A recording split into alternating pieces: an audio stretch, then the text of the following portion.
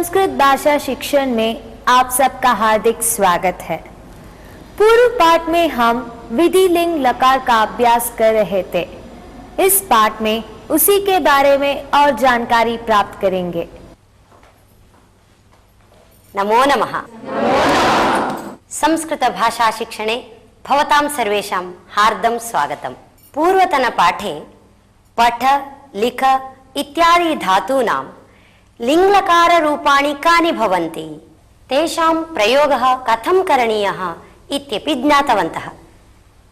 केषाञ्चित् धातूनां रूपाणि किञ्चित् विशिष्टानि भवन्ति। तानि रूपाणि कानि इति अस्मिन् अवसरे जानीमः।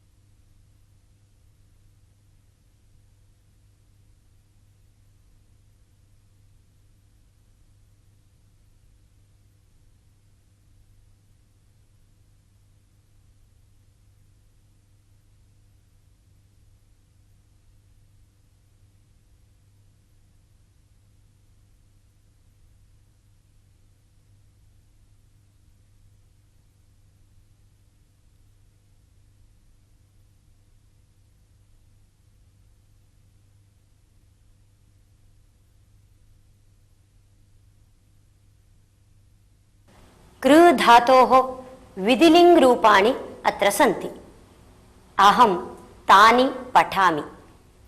कुर्यात्, कुर्यातां, कुर्युः, कुर्याः, कुर्यातं, कुर्यात्, कुर्यां, कुर्याव, कुर्याम। इदानीं भवन्तः वदन्तु। कुर्यात्, कुर्यातां, कुर्युः, कुर्याः, कुर्यातं, कुर्यात्, कुर्यां, कुर्याव, कुर्याम। समीचीनम्। ज्ञा धातोः प्रथमपुरुष एकवचनरूपम् अहं वदामि। अनन्तरं भवन्तः एतानि सर्वाणि रूपाणि अपि वदन्तु। यथा जानीयात्। वदन्तु। जानीयात्, जानीयातां, जानीयुः, जानीयात्, जानीयातं, जानीयात्, जानीयां, जानीयाव, जानीयाम। एतेन क्रमेण दा धातोः रूपाणि वदन्तु। दद्यात्, दद्यात्, दद्यातां, दद्युः, दद्याः, दद्यातं, दद्यात्, दद्याः, दद्यातं, दद्यात्। वदन्तु। दद्याः, दद्यातं, दद्यात्, दद्यां, दद्याव, दद्याम। समीचीनं। भवन्तः सम्यक् रूपाणि जानन्ति। एतेषां वाक्ये प्रयोगः कथम् इति इदानीं पश्यामः। अहं तानि वाक्यानि वदामि। भवान् सत्कार्यं कुर्यात्, भवन्तौ सत्कार्यं कुर्याताम्, भवन्तः सत्कार्यं कुर्युः, त्वं देशसेवां कुर्याः, युवां देशसेवां कुर्यातम्, यूयं देशसेवां कुर्यात्, अहं संस्कृतसेवां कुर्याम्, आवां संस्कृतसेवां कुर्याव, वयं संस्कृतसेवां कुर्याम। वयं किं कुर्याम? वयं संस्कृतसेवां कुर्याम। ज्ञ और दा, इन तीनों धातुओं के सभी रूप आपने सुना। उनको वाक्य में प्रयोग कैसे करना यह भी आपने देखा। इदानीं भवन्तः पाठितस्य विधिलिङ्गलकारस्य यत्किमपि रूपम् उपयुज्य वाक्यानि वदन्तु। भवान् वदतु। अहं विद्यादानं कुर्याम्। उत्तमम्। धनिकः दानं दद्यात्। भवन्तौ संस्कृतवार्तां श्रूयाताम्। त्वं प्रतिदिनं स्नानं कुर्यात्। उत्तमम्। यूयं समयपालनं कुर्यात्। आवाम् अभ्यासं कुर्याव। पंडितः शास्त्राभ्यासं कुर्यात्। वयं निर्धनेभ्यः धनं दद्यामः। दद्याम। वयं निर्धनेभ्यः धनं दद्यामः। छात्राः विद्याभ्यासं कुर्युः। यूयं वार्तां जानीयात्। भवती नूतनवस्त्रं क्रीणीयात्। उत्तमम्। भवन्तः असत्कार्यं न कुर्युः। इदानीम् अन्यविध अभ्यासं कुर्मः। अत्र लट्लकारक्रियापदानि प्रयुक्तानि सन्ति। भवन्तः विधिलिङ्गरूपे परिवर्त्य एतानि वाक्यानि पुनः वदन्तु। यथा सेविका गृहं मार्जयति। सेविका गृहं मार्जयेत्। वदन्तु। सेविका गृहं मार्जयेत्। छात्रौ विषयं जानीतः। छात्रौ विषयं जानीयाताम्। आवां शाटिकां क्रीणीवः। आवां शाटिकां क्रीणीयाव। त्वं दुर्गुणं त्यजसि। त्वं दुर्गुणं त्यजेः। शिष्याः प्रश्नं पृच्छन्ति। शिष्याः प्रश्नं पृच्छेयुः। एषा गातुं शक्नोति। एषा गातुं शक्नुयात्। यूयं समाचारं शृणुथ। यूयं समाचारं शृणुयात्। वयं फलानि नयामः। वयं फलानि नयेम। अहं दृश्यं पश्यामि। अहं दृश्यं पश्येयम्। गृहिणी जलं सिञ्चति। गृहिणी जलं सिञ्चयेत्। भगिनी धनं नयति। भगिनी धनं नयेत्। युवां दुग्धं पिबतः। युवां दुग्धं पिबेतम्। युवां दुग्धं पिबेतम्। अब तक आपने जो अभ्यास देखा उसमें दूसरे कई धातुओं का भी प्रयोग किया गया है। इदानीं नूतन अभ्यासं कुर्मः। अहं लिङ्लकारस्य एकवचने वाक्यं वदामि। एषः गणः द्विवचने रूपं परिवर्त्य वाक्यं वदतु। सः गणः बहुवचने तानि वाक्यानि वदन्तु। यथा सः सङ्गीतं शृणुयात् इति अहं वदामि। एषः गणः तौ सङ्गीतं शृणुयाताम् इति वदतु। सः गणः ते सङ्गीतं शृणुयुः इति वदतु। सः सत्कार्यं कुर्यात्। सत्कार्यं कुर्याताम्। सत्कार्यं कुर्याताम्। ते सत्कार्यं कुर्युः। वृद्धः दण्डं गृह्णीयात् वृद्धौ दण्डं गृह्णीयाताम् वृद्धौ दण्डं गृह्णीयाताम् वृद्धाः दण्डं गृह्णीयुः सः विषयं जानीयात् तौ विषयं जानीयाताम् ते विषयं जानीयुः शिशुः रुद्यात् शिशुः रुद्याताम् शिशवः रुद्युः सा गातुं शक्नुयात् ते गातुं शक्नुयाताम्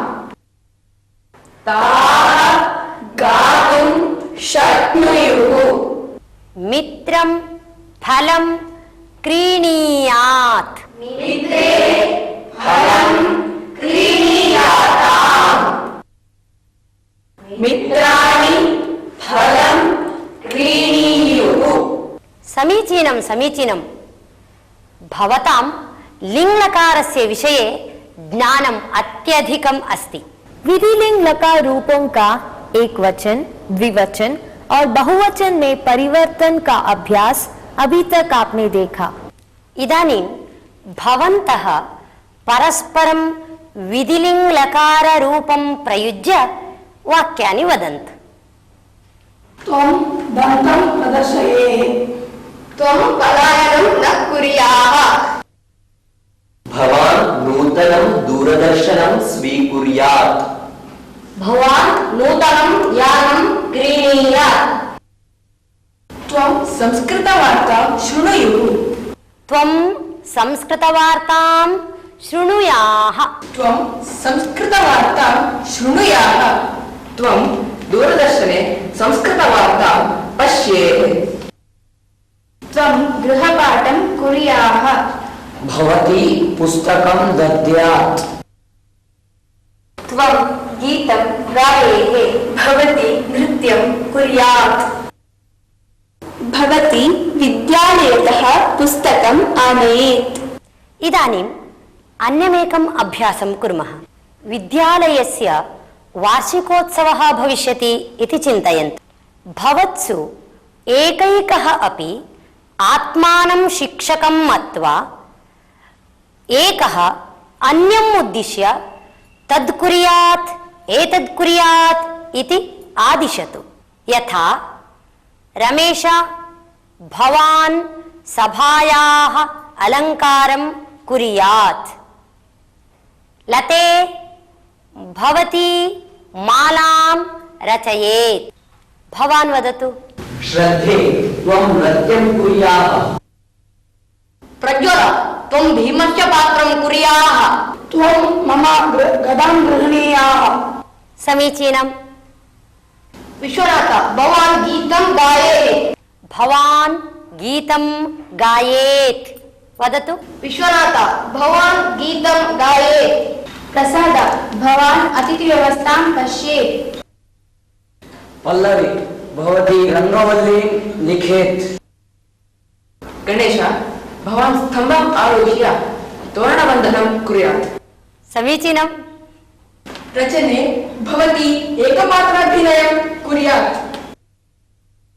अनिल त्वं हास्यकणिकां वदेः। सुनील भवान् सभागृहस्य व्यवस्थां सम्यक् कुर्यात्। रचने त्वं धन्यवादं वदेः।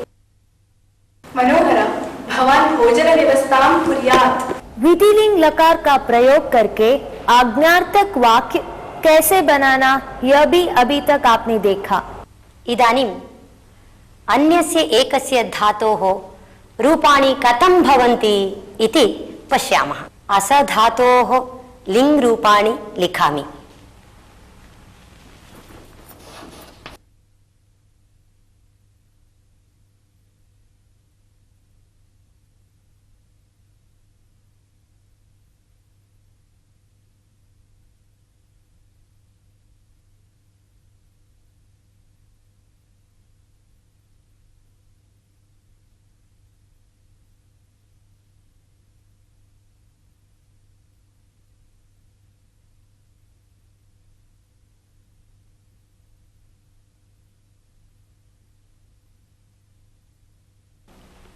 एवं रूपाणि भवन्ति।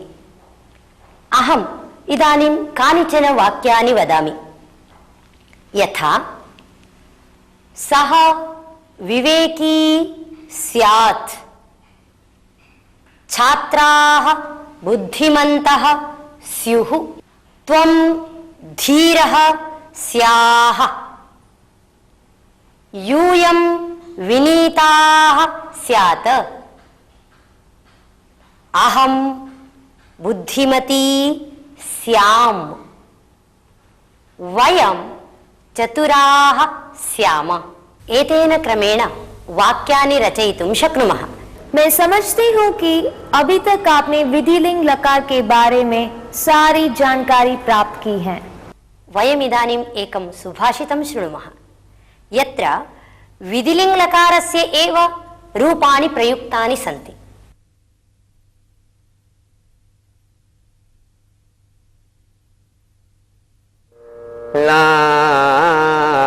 लालयेत् पञ्चवर्षाणि 10 वर्षाणि ताडयेत्, लालयेत्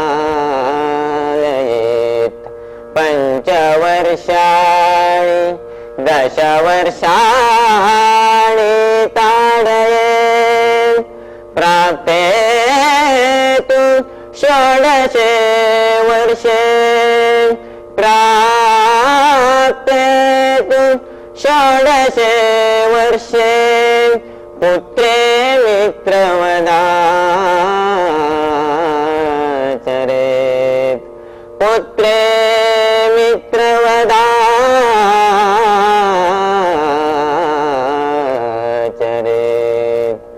लालयेत् पञ्चवर्षाणि 10 वर्षाणि ताडयेत्, प्राप्ते तु 16 वर्षे, पुत्रे मित्रवदाचरेत्, पुत्रे मित्रवदाचरेत्,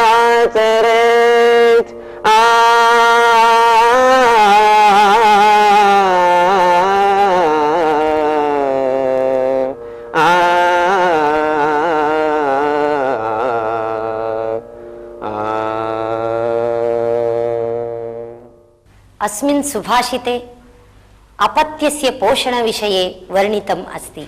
5 वर्षाणि यावत् पुत्रस्य लालनं कुर्यात्, प्रीतिं प्रदर्शयेत्, ततः 10 वर्षाणि यावत् दण्डयेत्। तन्नाम सः समीचीनं व्यवहारं यथा कुर्यात् तथा शिक्षणं दद्यात्, अपेक्षायां सत्यां तस्य दण्डनमपि कुर्यात्।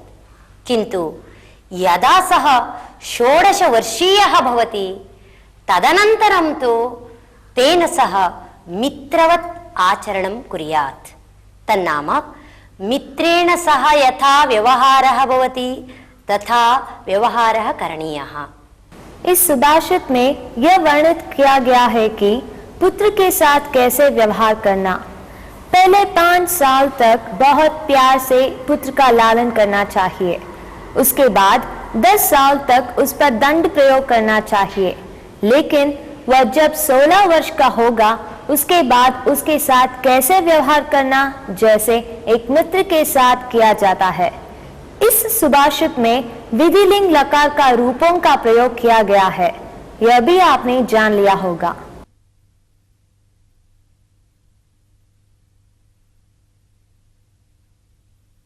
अहमिदानीम् एकां कथां वदामि।